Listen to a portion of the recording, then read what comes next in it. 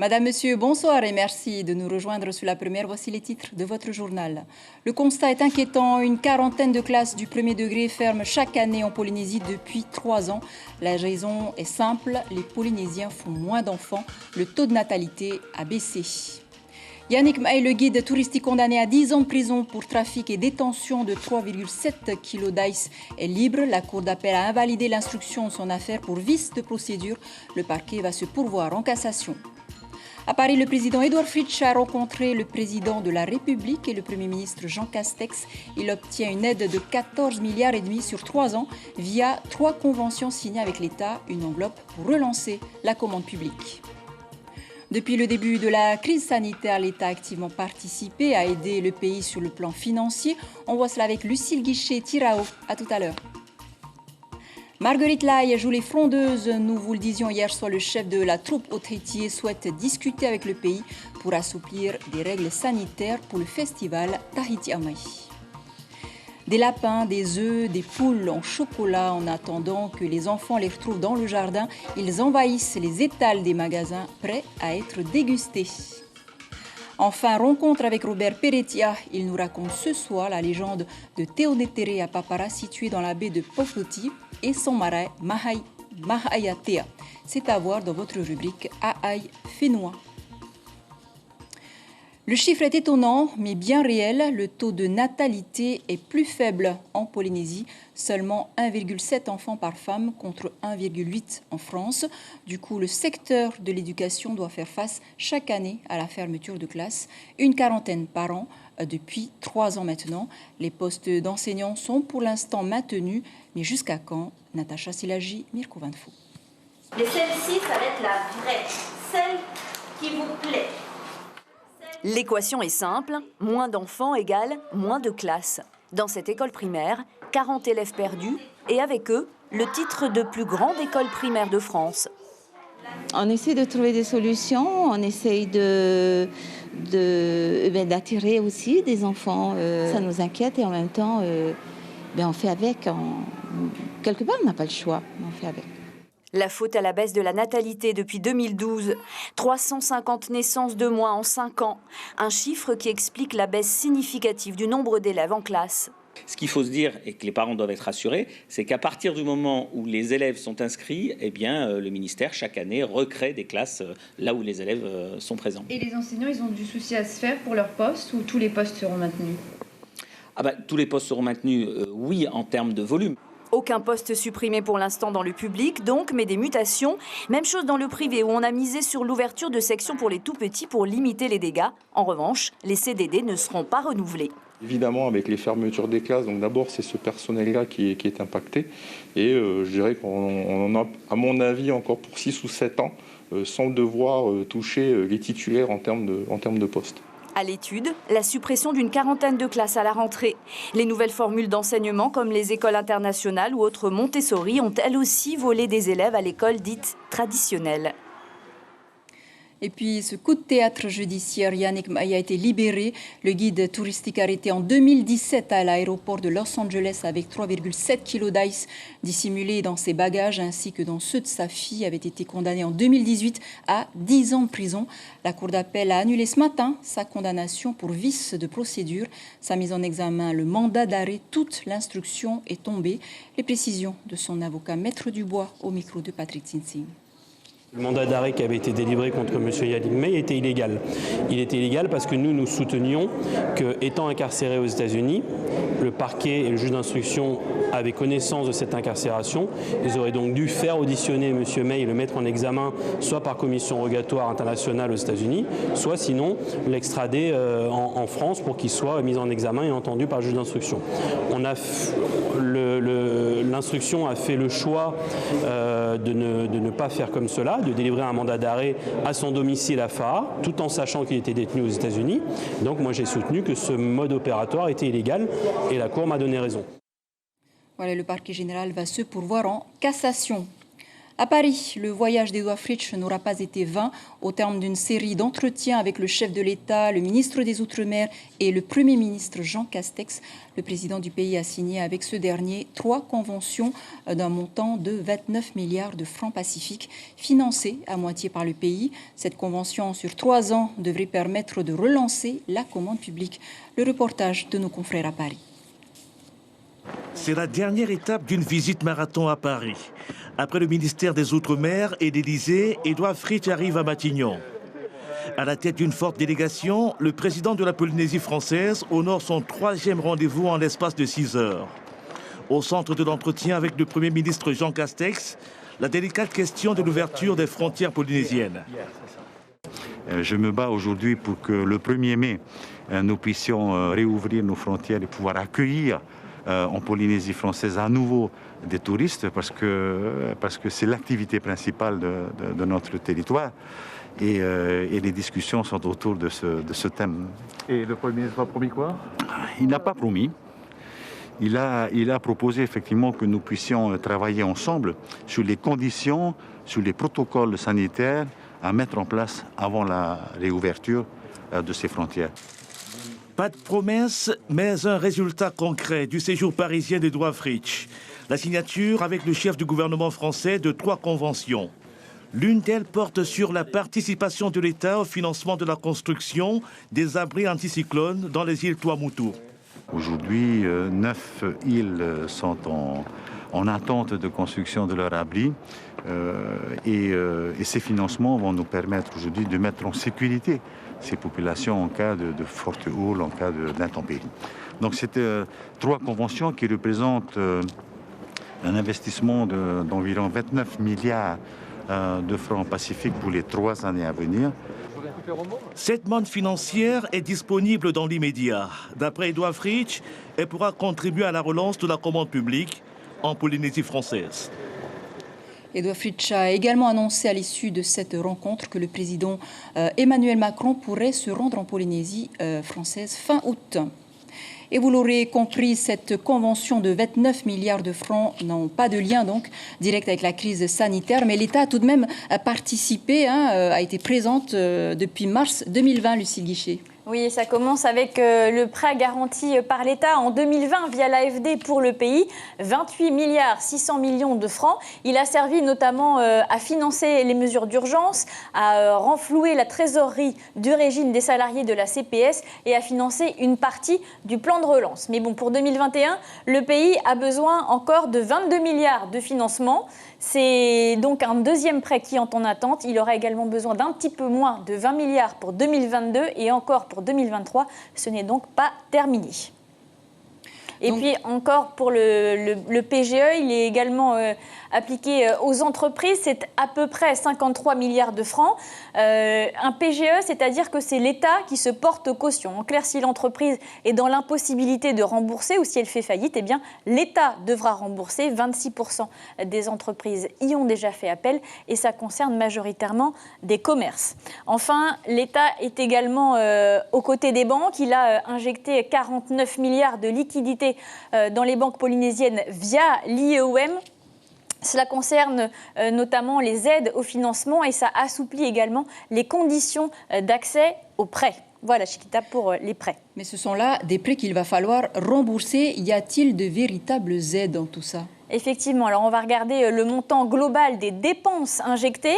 Le pays a injecté un peu plus de 12 milliards de francs pour amortir cette crise sanitaire, un peu plus de 10 milliards de francs pour l'État. Et dans ces 10 milliards de francs, eh bien, en grande partie, ça concerne le Fonds de solidarité des entreprises pour 94% de ces 10 milliards. Donc ce sont des véritables aides, ce ne sont pas des prêts, ce sont des aides à destination des TPE et des PME et les hébergements et l'agriculture y ont majoritairement recours. Il y a également en marge de ces 10 milliards les aides complémentaires ad hoc qui sont d'autres soutiens à la trésorerie des entreprises et également des aides au monde de la culture et du spectacle vivant. Évidemment, tout cela n'inclut pas les vols de continuité territoriale qui ont été mis en place pendant le confinement, ni la réserve sanitaire, ni les vaccins. Enfin, sachez que tout cet argent ne tombe pas du ciel, c'est de la pression fiscale qui est mise sur les poches des générations futures.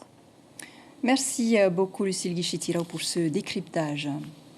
Et vous le savez, la crise a également impacté le Heiwei Tahiti, remplacé cette année par le festival Tahiti Amai, un festival aux règles sanitaires contraignantes pour les troupes de chants et de danse.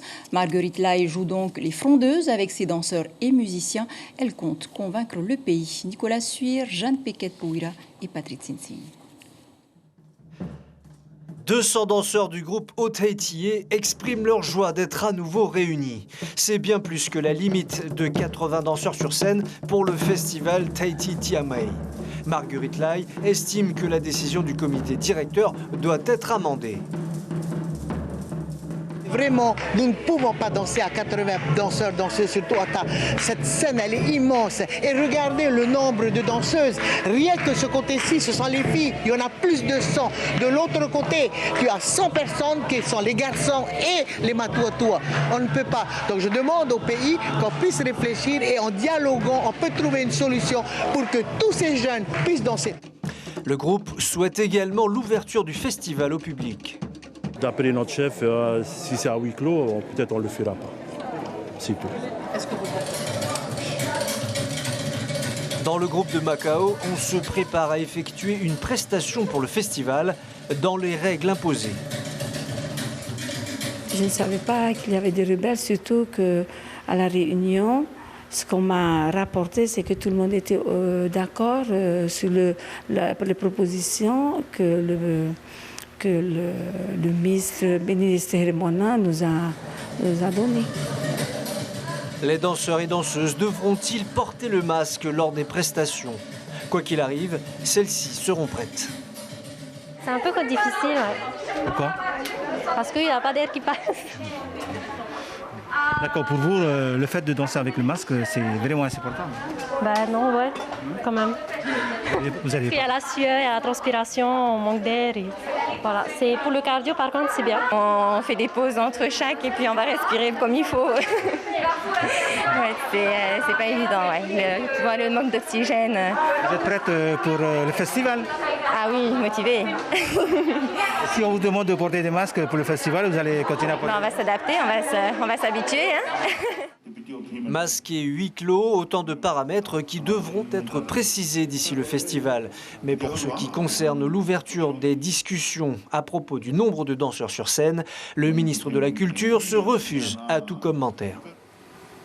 Et en attendant, le bilan Covid pour ces dernières 24 heures est plutôt encourageant.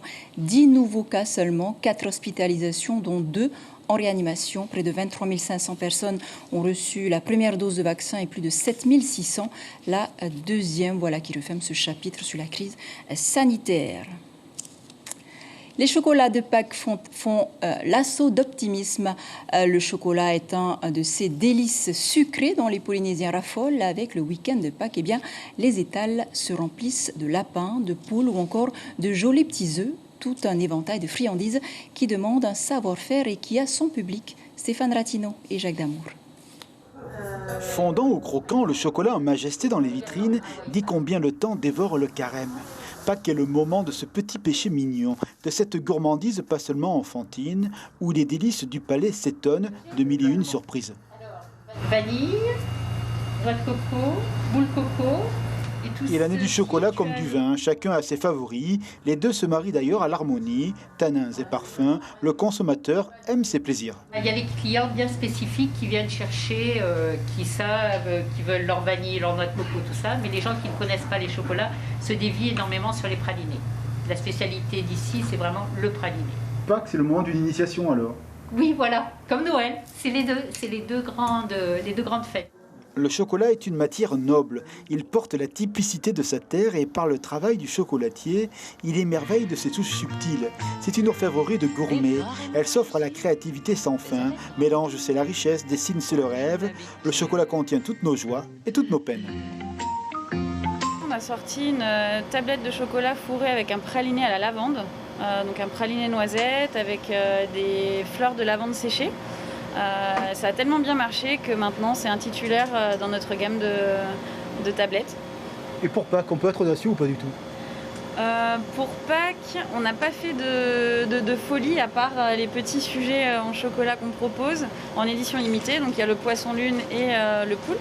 Mais sinon, au niveau saveur, on reste dans le traditionnel chocolat au lait et chocolat noir pour les enfants. Le chocolat est une fête, il est cette libéralité dans le calendrier. Cet instant de partage où au diable les calories, les familles goûtent à ce petit plaisir sucré. D'ailleurs, les œufs, ceux des cachettes et du sourire enfantin de la découverte, participent à la magie de l'instant. J'ai acheté, il y a le coq et puis des petits chocolats pour qu'on puisse se cacher, pour que les enfants ils jouent à la chasse aux œufs, quoi. Aux œufs. Ça fait partie des traditions de la maison? Comment? Ça fait partie des traditions, de tes habitudes? Oui, voilà. Les enfants, ils font tous les ans la chasse aux œufs de Pâques, quoi. Les consommateurs ont déjà commencé à acheter. Nous les avons mis en place il y a quasiment 2 semaines. Et ils ont commencé à acheter surtout les petits formats. Donc je pense que cette semaine, la dernière semaine, ça va être le rush sur les grands formats. L'agenda est fourni pour les chocolatiers. La Polynésie sera fidèle à la tradition, car ici l'on sait craquer sur les bonnes choses. Chocolat mon amour. Voilà, et on imagine le rush en fin de semaine. Pour rester dans cette note positive, ce marathon du cœur organisé à Rikitea au Gambier, c'était une première. 150 élèves du collège Saint-Raphaël ont chaussé leurs baskets pour une course de solidarité parrainée par des donateurs. Un élan de partage qui a permis de réunir la somme de 250 000 francs avec autour de la cathédrale des ateliers divers. Écoutez plutôt ces réactions au micro de Heifara Schwartz. L'objectif est de récolter des fonds pour pouvoir donner aux familles les plus nécessiteuses de l'île. L'idée est que chaque enfant aille se trouver un parrain ou 2 parrains pour se faire parrainer et courir la distance parrainée. C'est pour aider les familles dans le besoin. Les familles qui ne peuvent pas s'acheter grand-chose. Vous trouvez ça important de faire ça? Parce qu'on entend le carême et que le carême c'est pour jeûner, prier et être solidaire. Et la remise des prix du marathon Polynésie, la première, c'était hier. Dans le top 30, Shell décroche la première place devant la petite équipe de Air Tahiti et Hinarauria. Chez les vétérans 40 ans, la première place revient à Nunuiva'a de Bora. To'atei de Tahiti gagne chez les vétérans de plus de 50 ans. Les femmes de Teva prennent la tête du classement devant Ihilani. Quant aux juniors, EDT sort vainqueur de ce marathon, 30e édition. Dans la catégorie entreprise, Enviropol parvient à se hisser sur la première marche du podium. Écoutez les réactions de quelques vainqueurs. Merci le Seigneur de nous avoir protégés tout au long avec les conditions qu'il y avait eu. Il y avait du surf, de la remontée et surtout qu'on avait changé qu'un bonhomme. Ça a été très dur pour les copains parce qu'à l'aller, on avait tout donné quand même. On voulait aller chercher la première place au top 40. Bon, on est arrivé 3e, mais satisfaisant quand même, quoi. À 2 km de l'arrivée, on s'est fait dépasser. Il y a eu beaucoup de fatigue. Il y a 3 qui sont revenus, qui ont fait l'aller et le retour. Et puis il y a beaucoup de novices aussi. C'était la première expérience. Mais c'est normal, c'est comme ça qu'on apprend. À l'aller, on avait une très grande avance sur la deuxième équipe. Du coup, le retour, on a géré. Et voilà. Voilà, et on peut féliciter toutes ces équipes qui ont participé à la réussite de ce marathon Polynésie, la première. Et pour clore ce journal Immersion dans des temps immémoriaux avec Robert Peretia, il nous dévoile la légende de Teonetere à Papara et son illustre Marae Mahayatea, vestige dont l'histoire n'a pas révélé tous les secrets. Inacio Rave Inoue Patritsinsi.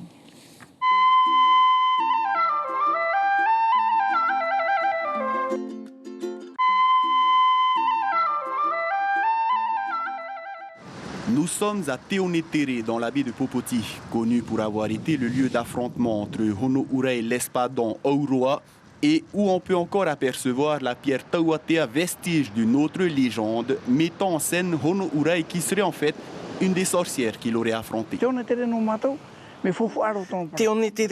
est très important, car aujourd'hui, quand la marée monte, Cette bande de sable disparaît dans le lagon, jouant le rôle d'une valve qui permet donc au lagon de se renouveler avant que le dit banc de sable ne se remette en place. Le sable fait des va-et-vient incessants ici à Papara. Autre lieu symbolique de la commune, le Marae Mahaiatea, à la pointe de Mano Mano, tout simplement le plus grand marais tahitien. Il a été édifié en 1766 par Purea et Amo pour la consécration de leur fils, Ter Irerei Outurau Natoari.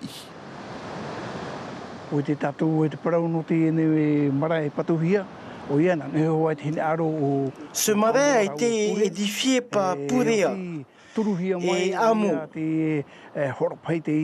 avec le soutien du bien connu Tupaia. Le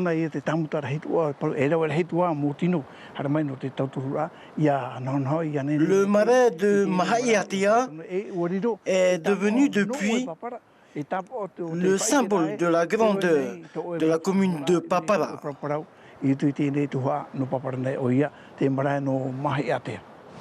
Au-delà d'être un homme féru de l'histoire de sa commune, Robert a aussi été un musicien qui a parcouru le monde grâce à son art.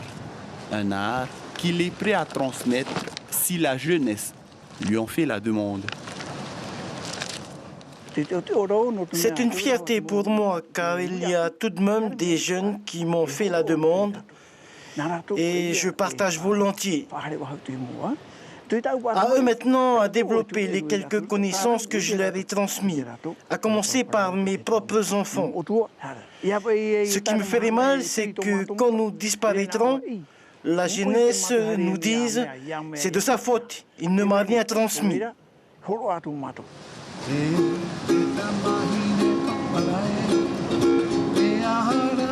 Derrière cet air entraînant, la mélancolie d'un homme qui s'inquiète du désert culturel qui résultera d'un manque de transmission du savoir. Voilà un patrimoine culturel et historique qui mérite d'être valorisé. Avant de nous quitter, demain, Pépin Moukamtse sera l'invité café de votre matinale radio. Le proviseur du lycée hôtelier de Punaauia viendra présenter les journées portes ouvertes du numérique qui ont débuté ce mardi. Voilà qui referme cette édition dont je vous rappelle l'information principale. Le taux de natalité est plus faible en Polynésie, seulement 1,7 enfants par femme contre 1,8 en France. Les secteurs de l'éducation doivent faire donc face à chaque année à la fermeture de classes, une quarantaine par an depuis 3 ans. À la une de Tahiti Info, demain, le quotidien titre « 15 ans requis contre Danielson, Yannick May remis en liberté ». Voilà pour l'essentiel de l'actualité. Merci de nous rester fidèles. 5 heures vos infos radio, restez avec nous. À suivre votre série PK0, 20h20, 2 épisodes de votre série SWAT. Belle nuit sur la première. À demain.